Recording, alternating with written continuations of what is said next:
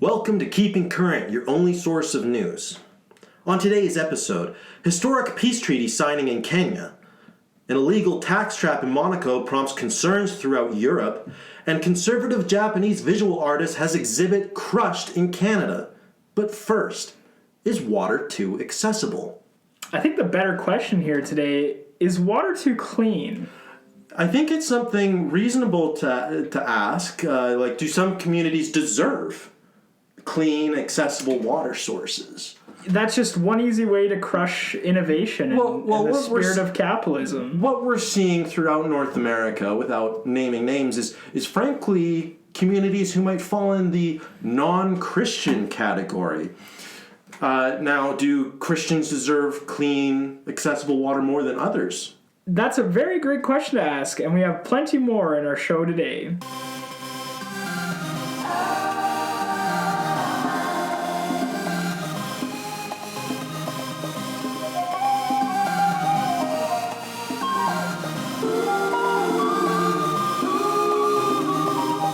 Our first story today comes from the Great Lakes region in Africa. Two tribes, the Borano and Gabra tribes, cease aggression in a historic peace treaty signing. Tribal conflict has been a mainstay for the region for the last 100 or so years. Kenya, in particular, has done a relatively good job for the region in managing this tension. However, tension between the Borano and Gabra tribes has gotten out of hand. The tension has gone on for many years since the decolonization process, but bubbled overhead in the 2005 Turbi massacre, where 60 Gabra were killed by Borano raiders. Up until now, the tension has remained, but it has escalated once again here in mid-2021, when armed groups from both sides began to conflict. Fortunately, Dr. Martin Kamalo, professor of psychology at Cape Town University and world-renowned negotiator, has met with both tribes and settled on a peace treaty. We have our international correspondent Minx on location in a Kenyan refugee camp where the treaty is to be signed. Minx, are you there? Yes, I'm here on scene, live at the treaty signing. All right, so whereabouts have they cleared out part of the camp for the signing? How many from each tribe are we expecting to come? It's, so far it's a pretty calm scene out here today. We're all just eagerly awaiting the arrival of the doctor to negotiate the treaty and to get this signed. Both tribes do seem a bit eager, a bit nervous as well, to get the ball rolling on this shot at peace. Now, I take it that we are the only Western media source on location for this historic event. Well, we're the only real news on location. Of course, there's some other fake journalists, some other big state journalists here, but we're the only news that's going to give it to you straight, give you the truth of the situation. I see. Now, you actually were given the honor to go and retrieve Dr. Martin Kamalo and have an interview with him right before this signing. That's correct. Yes, they've we drew straws and we got the lucky one, and we're gonna get to go get the doctor to bring him out. It's an exclusive news story that we're very, very happy to have on our show today. Right. Now, for our viewers, can you give us a bit of information on this renowned Martin Kamalo and his history on negotiation throughout the world? Well, Dr. Kamalo, he has quite an impressive resume for negotiating different peace treaties. Some conventional, some less conventional. In his early years, people said he was very quick to always split up street fights in his neighborhood. People had a really good respect for him. He's always kind of been seen as a moderator, a neutral party. We've heard of him even squashing beef between famous rappers and different artists in the music industry as well. He has a great resume, just not just the political side to things, but he's been involved in other small peace treaty negotiations throughout the world. This is definitely a huge step in his career. I believe this treaty signing is coming up after a little hiccup involving Donald Trump's attempts to quell the North Korean beast, which we all know the negotiations fell in shatters, and Dr. Kamalo was at the head of that. Well, and there was other factors at play there. We know President Trump did everything he could. He was a great man. But, we're hoping that Dr. Kamala will bring a new shot for Western democracies and Western society to be able to come in and show other types of cultures, other countries, what it's like to really be able to live in a sort of structured society. All right, Minx, I see you looking at your watch. Is that the doctor's tent behind you now? That is, yes, and it looks like it's about time for us to go get him, so we'll just sneak on in to go get the doctor. Well, we'll follow you live. To our listeners, this is quite an honor, and we'll watch here as Minx meets this Dr. Martin Kamalo. Oh, it looks like the doctor appears to be sleeping. It looks like he may have been eating a peanut butter and jelly sandwich or something. There's quite a bit of red sort of jelly, sort of jam-like substance smeared on his neck. Ooh, he looks pretty bad for wear. Hey, doctor, can you wake up there? Hello, doctor. This is Minx from Keeping Current. We're here to get you for the signing. Well, it sounds like he's a heavy sleeper there. Oh yeah, he must have really tuckered himself out after having a bit too much. Well, this is quite here, I'm just gonna taste it. I want to see what kind of jam it is that he's. Well, we're just gonna turn the cameras around just to this other way for a second here. Oh, Minx, is everything okay? Yeah. Well, yeah, we got a developing a dish, some breaking. So I'm gonna go get the guide. You guys stay here, and I'm just gonna ask him how quickly we can maybe relocate. All right, so Grubby, I'm just gonna leave you with the camera here for a second. I'll be right back.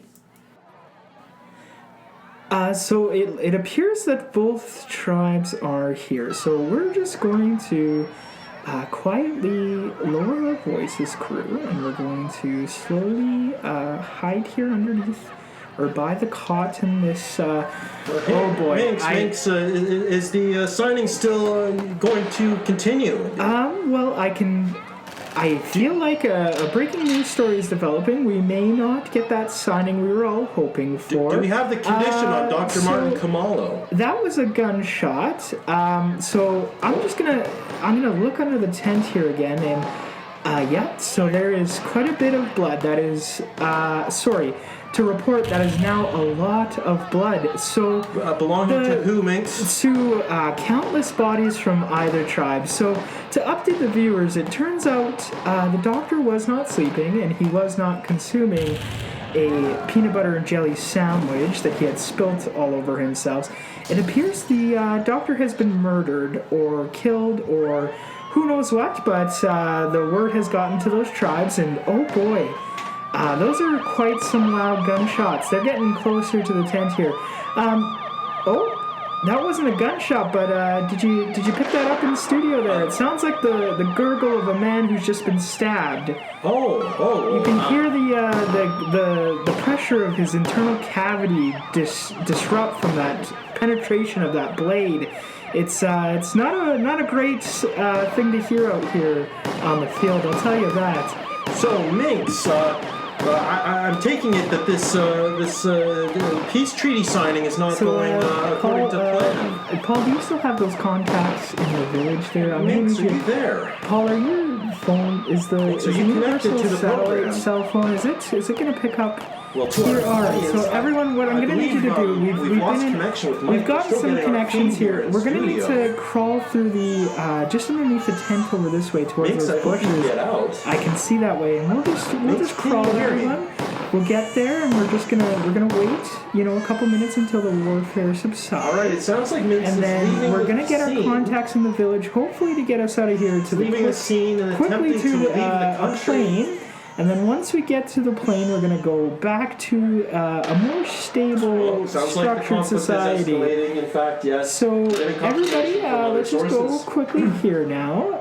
All right, so this is keeping current. You lead the way. Keep the camera on us. We'll get some footage here. Yeah. Oh yeah. See, that's a great shot there. You know, just keep your eyes on the conflict. Let's crawl this way. Like back again, and it dropped for a moment. That's the viewers are gonna love that. But you know, it's a blood-stained rifle. It's quite bad, guys. Just keep going. Just don't look too much at the blood. Just keep the cameras focused that way. Don't get queasy now. Don't get weak stomachs. You know. Let's just keep on crawling through the warfare here. Oh, just wait, everybody. Just wait a second. It appears that Minx is now approaching a set of convoy of vehicles. Okay, so this looks like a friendly group here. So, hey, cameraman Paul. Oh, I hope Minx sees that man brandishing a knife coming towards him. Cameraman Paul, do you still have the? Okay, everyone, we're gonna keep going now. If you can run just a little bit quicker now. I recommend using your rifle, sir. We can see some folks approaching. Oh, fuck! All right, okay, everyone, back for a second. Alright, okay, let's get fucking moving, guys. Let's get fucking going. This is more serious than I thought it was gonna be. Alright, everybody. Oh, my goodness. Oh, fuck. We're gonna cut visual feed now. Okay, hurry, fuck up, Paul.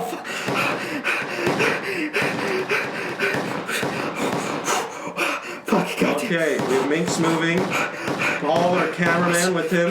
Paul, I'll take the fucking camera, you fucking commie bastard. Oh, okay. See, Minx holding the camera now. Paul, fucking shoot him. Take the rifle. Okay, Paul's on the ground now. Minx is Paul, you fucking bastard. Paul, you had a wife. Paul, you had some fucking kids, too.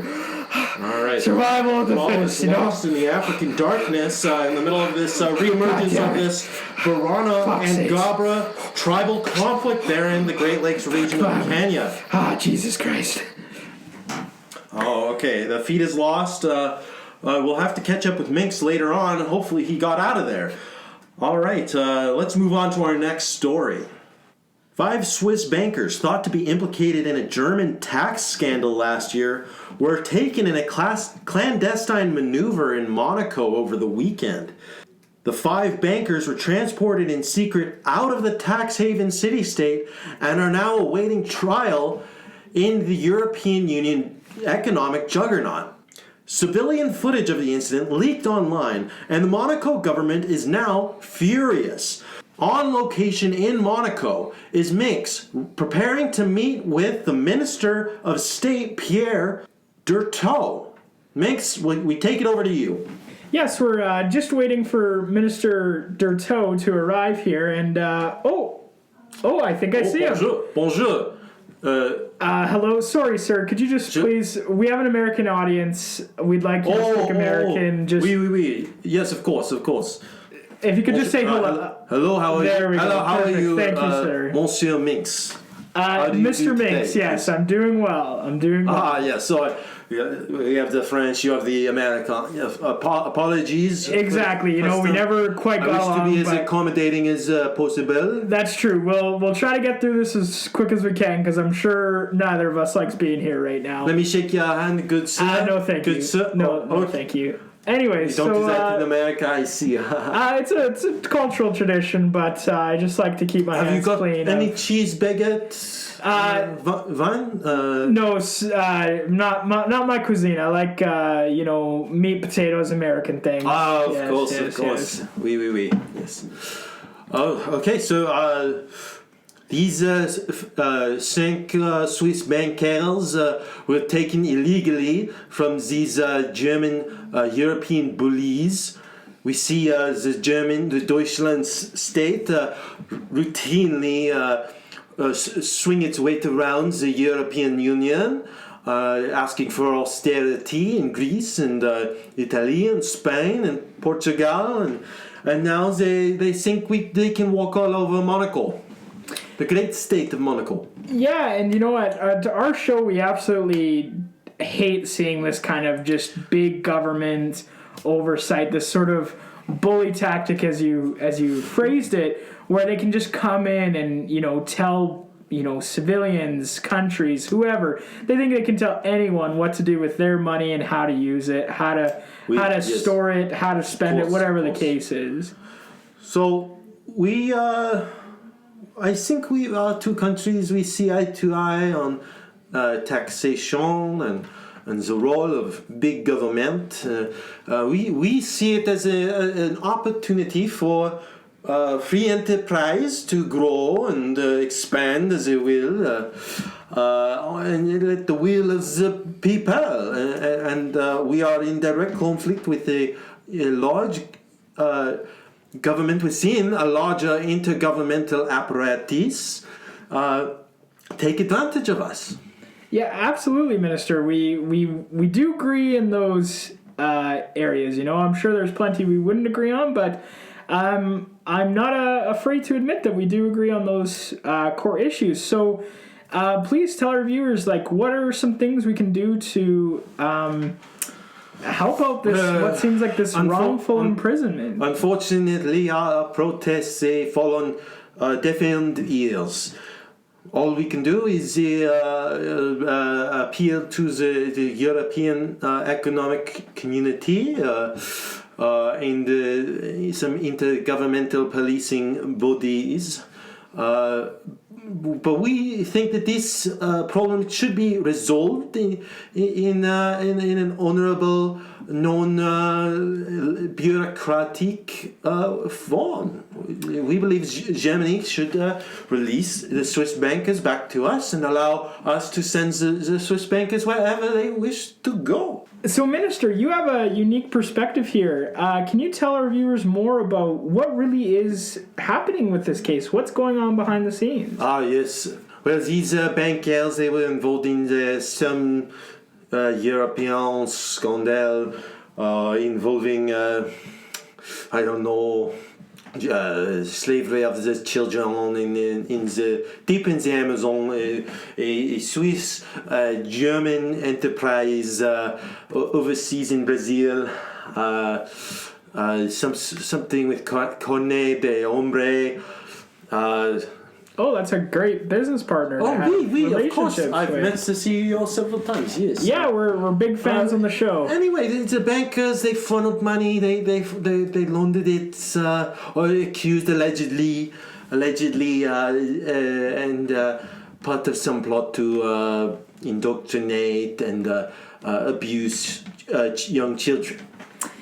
And you see, that's where government oversight just misses the mark. They focus on these moral crimes and they don't pay enough attention to the economic benefits, keeping the capital flowing. And it may be a tragedy what's happening, but we can't just lock up this money so that it can't flow freely in the economy anymore.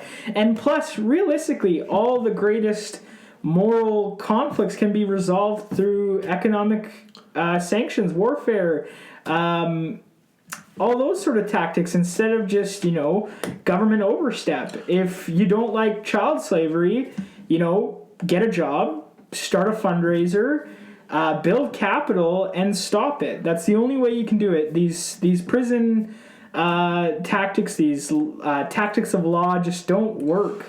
Well, of course.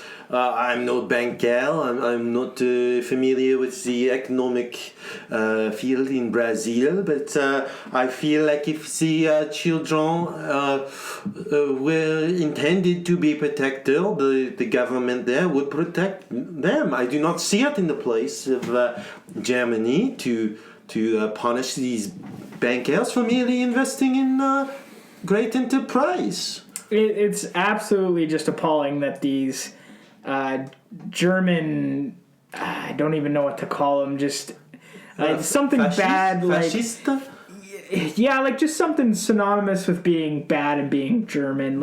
They're just overstepping their boundaries as a country. They're invalidating sovereignty. They're just putting the entire global economy at risk right now, because what precedent does this set? If you're discovered to be involved with these different scandals, how does that keep money flowing? Like these billionaires, they have dark, troubled past, but that's a necessary thing we have to accept as a society to keep the economy going. Monsieur Mix, you make an excellent point. We look at Germany in their history, and they focused on great economic strategies, great public works, the Autobahn for one, and we look to this Carnet de Ombre, and it is now becoming one of the greatest international corporations the world has ever seen. Absolutely. Like, if you look through what was considered a dark point in German history even, you get great companies that come out of it, like VW, Hugo Boss, like companies that, if we really overstepped back then more than we should have, we would not have those companies around. Great adversity, that value would be lost. Times of great adversity yield great profit machines. You can't move forward without someone pushing you back. These children, we say, they die in the factories, their limbs become mangled, the trauma, whatever is going on in their minds, that is somehow bad for them, but perhaps maybe we give them the adversity they need to become great capitalists of their own. Absolutely. And one day we see in Monaco gambling and racing in their cars and spending time with beautiful models. Absolutely, it is well proven that all billionaires, all billionaires, it's proven, have come in from just absolute tragic childhoods. And who's to say that, a kid missing a leg or two doesn't become the next Jeff Bezos? Like, it's just written in the stars. Like, no one becomes a billionaire by having a supportive family, economic wealth prior to their enterprise. It's all these folks who pull themselves up by the bootstraps. Or in the hypothetical case, they roll the wheels in the wheelchair. I don't know a metaphor that would be appropriate for this hypothetical kid, but he's got plenty of places to go now that he's suffered. That is absolutely the point. Who's the German government to say that these children given brain damage from chemicals cannot find their way to prosperity? It builds character. It's just a character building exercise. Thank you very much, Monsieur Mix. I must go. I have many other meetings to attend, but it has been quite a pleasure. Absolutely. We'll look forward to maybe having you on the show again if we can see eye to eye on things that our countries don't always align with, eh? All right, back to you, Grubby, in the studio. Thank you very much, Mix. That was quite an enlightening interview. And now for our final story today. Japanese artist Ryo Takahashi, a renowned conservative artist, had an exhibit shut down in Vancouver due to alleged insensitivities in his artwork. Today we have a very special meeting of two art critics in America, one John McDermott and another Julian Vanderbeek. We will cut to them live now in studio to debate this issue. Oh, well, howdy. Are you Julian? Yes, that's me. Cool Cats in the studio. We're gonna do a little snap. Well, nice to meet you. My name's John McDermott. I'm a farmer from Iowa. I recently became an art critic. I'm very excited to get started today. It's always great to have some on-the-ground views of these art exhibits. What kind of inspired you? What kind of art are you drawn towards? I like nice pictures of fields and cow and the mountains and those cougars, those giant like the non-striped tigers. Those are cool. I like those. Oh, absolutely. And, some grounded photography, some naturalism. Yes. Yeah, naturalism, huh? I sure like that word. That's a good word, naturalism. So should we, I guess they're telling us to get talking about this Ryo Takahashi? Yes, close enough. Who's this guy? Do you know nothing about him? He's a controversial artist from Japan, and he he's a conservative who will try to just really push the boundaries on Oh, yeah? what's considered arts or political statements. You know, some of his work, you know, in his early years, it was interesting. It, you know, got some buzz. Right. But, you know, myself included and lots of others right now are just saying this guy's focusing way too much on just pushing conservative propaganda. Oh, that's neat. So these Vancouver artists that are stopping this exhibit, they're a little uptight, aren't they? Like, Oh, wouldn't you be uptight too if you saw the exhibit? Have you seen the piece? yeah, there was a nice little picture of a cool Japanese soldier with a bunch of Chinese women around him. Looked like someone from World War II. Now, sir, if you're going to be a critic, you should contextualize yourself in the art you see. Do you know what's happening in that picture, in that art piece? Well, if we can looks call like it a that? whole lot of pretty ladies wrapping themselves around a good, awesome, brave soldier man, if I'm being honest. That is contextualized to the awful war crimes that Japan committed on the Chinese during World War II, man. War crimes. Absolutely. It looks like a lot of smiling faces over there. Those ladies sure look happy to be with that man. This comes back to the problem where these A lot of bright conservatives, they push their propaganda trying to tell us that what happened was right, that this colonial rape is a justified thing, that if you were to take a woman and force yourself on her, that it was all in the name of justice because you as a man know what's good for her, and that's just not cool. That's not cool. So like, so you're trying to tell me that what we're seeing in that picture right there, that didn't happen? It didn't happen in that way. This is where the issue comes about, is that he's trying to tell us that this story is a happy one, that it's a success story for the Japanese government and its history and its legacy, when realistically this is one of the darkest points on that nation's entire history. You know, it has great other points that he could make art for, that he could be inspired by, but instead he takes this tragedy and tries to make it something positive when it really, really goes against the truth and the honor of those victims. Well, golly, I don't mean to step on your toes, Julian, but my instincts are telling me that the colors and the smiles that we're seeing on their faces, that must come from a place of true joy. Now, I'm not a painter. I'm just a mere humble critic. But if I'm painting, I'm painting how I'm feeling, and he looks like he's feeling pretty darn tootin' happy, if you're asking me. See, this is the problem with the world these days, is we let anyone be an expert on anything, like this gentleman here. How is this a problem with the world? I'm just appreciating this lovely picture. Sir, you come into this room and you comment on this art with no context. Other one of these happy gentlemen with their rifles shooting what looks like the war criminals you're talking about. Are you confused? Because maybe those war criminals are the ones who hurt those girls, and now the Japanese saved him. So they shot him, and now that guy, he takes all those lovely girls away, and they're all happy. See, sir, that is a massacre, and this again goes back to the problem, you see, where we take actual historical events and we attribute our own values to them, our own modern hopes for that event. And that's the problem with the way we move forward as a society, is we rewrite these histories.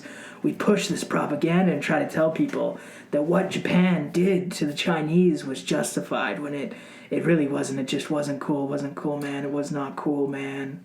No, I don't know nothing about none of that.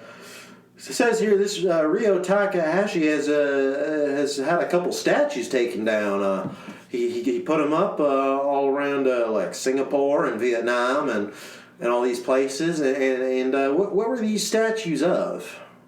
Now, see, those statues are almost more controversial than this painting here. Those are statues commemorating Unit 731, which was just these awful, awful medical experiments that the Japanese government committed during World War II. Unit what? Unit 731. S Club 7? See, and you're saying that I'm confused. Well, what's wrong with some numbers? That sounds like an area code. What area code is that? Does anyone know? 731. 731. See, this is why we just can't have these conversations. Here, let me Google it. I got a phone with Google on it. You're trying to equate my experience, my knowledge, my expertise with this gentleman here, and trying to say that our opinions have equal value to one another, when really It's just not the case. He doesn't have the context. He doesn't have the knowledge. He doesn't have the know-how, you know? Oh, it's for Tennessee, West Tennessee, 731.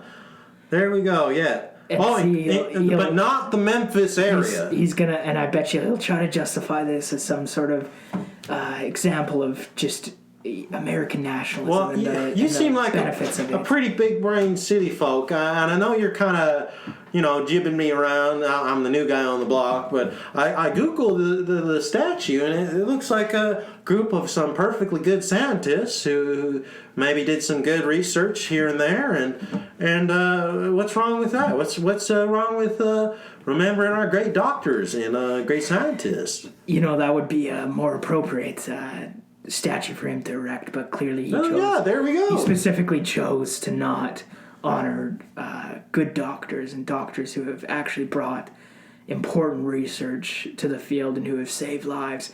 He specifically picked to honor these doctors who are just absolute monsters who have done nothing of academic prowess. It's disgusting. Oh, well, golly, I'll tip my hat to you. I don't know nothing about none of that. But, yeah, fun fact, 731, area code, West Tennessee. That's a sad fun fact to bring out of this conversation, and that's just tragic to think that we're even going down this path. I thought this would be a serious interview. I thought we'd have a fruitful conversation of just the damages of Japanese imperialism, but here we are just on another joke. Japanese Joke-cast podcast. What the hell are you talking about, sir? See, this is just, it's pathetic. Why did I agree to this? You know what? My take on this Ryo Takahashi, 2 thumbs up. I like him. I like his exhibit. I'd go pay to see that. Absolutely. It's like a movie critic. 2 thumbs up. That's Roger Ebert. This is disgusting. He's using a 5-star metric scale to equate the value. I don't know if you get a 5 star. 2 thumbs up out of 2. This is not 5 stars. It's completely different. I'd probably give it like 4. Oh boy. 4 stars. Just to the. I don't know. I haven't seen all of his art. I don't know. To the producers of this podcast, I'll tell you right now, I don't think we'll be coming back. It's not worth our. Can I come back? This was fun. I really had a lot of fun here. This isn't worth an emotional energy to try to educate. I'm sorry you had a bad time, Julian. I thought that we were treated pretty good, actually. We got 3 little sandwiches with the little creamy cucumbers in them. I've never had that before. My mama told me about them when she went over to, what's that city called? Boston, out east in the big city. This will be a good learning opportunity for you to understand what white privilege is, sir. White privilege? What in the Sam heck are you talking about? Acting like we're being treated like royalty for the color of our skin without even seeing it yourself. You've got a lot of learning to do outside of just art critique. Sorry, I missed that. The producer's saying that you gotta go. Do I stay? Do I get to stay? Absolutely. If this is all right, well, I will take that opportunity to leave. I will never come back to the show.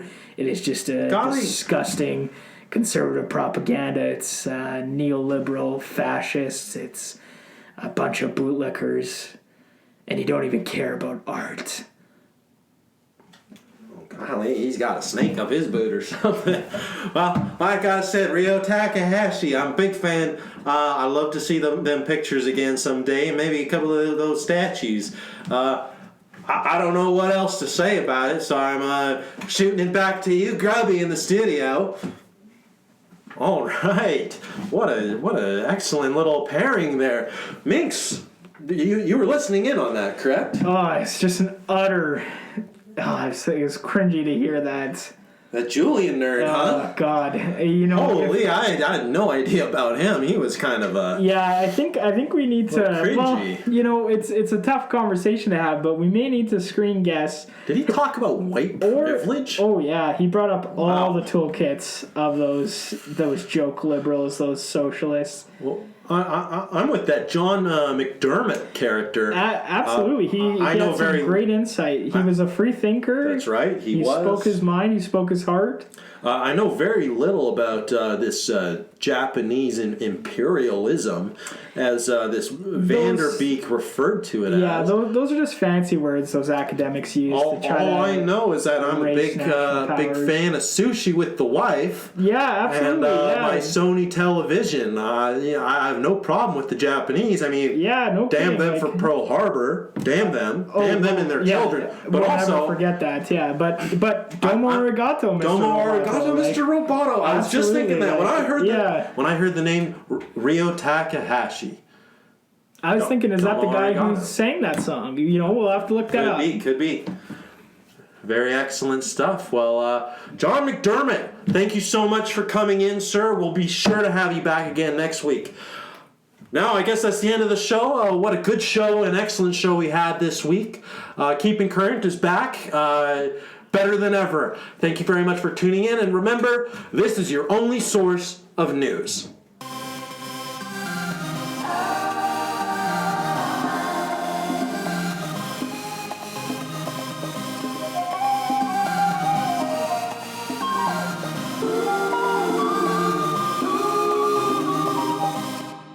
The Great Lakes, they're filled with tension.